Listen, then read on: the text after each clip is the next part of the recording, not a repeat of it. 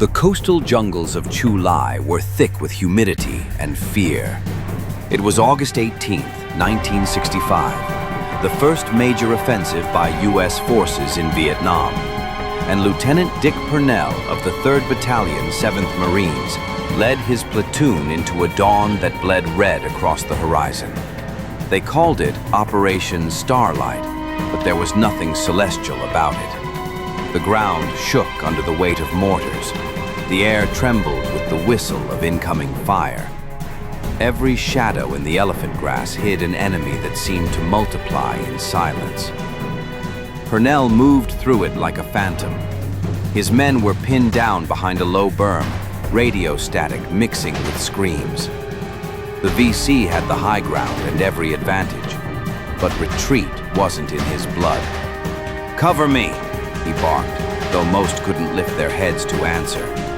Then he was gone, sliding through mud, weaving between bursts of fire, rifle tight against his shoulder.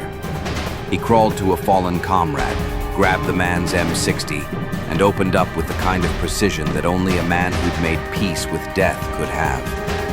The jungle exploded, branches shredded. He changed position 3 times, every burst a message. You picked the wrong Marine to ambush.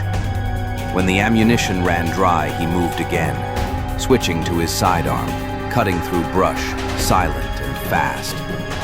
A VC squad emerged from the tree line. Purnell caught them in a crossfire. 1 grenade, 2 shots, a blur of motion. When it was over, 6 bodies lay still. By dusk, his platoon had regrouped and pushed forward, but the lieutenant kept going. Intelligence said there was a hidden mortar nest directing the fire. Alone, Purnell tracked it by ear, the rhythmic cough of a tube launching death. He flanked it, crawled within 20 yards, and used the last of his grenades. The explosion ripped the hillside apart. For a moment, there was silence, then the desperate scatter of enemy feet. He didn't hesitate. He rose and advanced, firing in controlled bursts.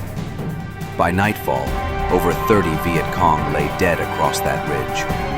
When reinforcements arrived, they found Purnell kneeling beside the smoldering gun pit, smoke rising around him like incense. His face was streaked with grime and blood, his eyes distant, the look of a man who had walked through hell and returned on his own terms. "Lieutenant," the corpsman whispered, "you did all this?" Purnell didn't answer.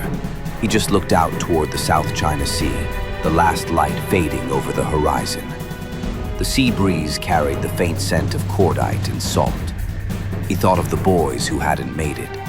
He thought of the stars that would soon appear, be the only witnesses to the things men did in the dark, far from home. That night, under a sky bright with distant constellations, Lieutenant Dick Purnell stood watch over his men. Operation Starlight would go down in Marine history as a victory, but for him, it was something quieter.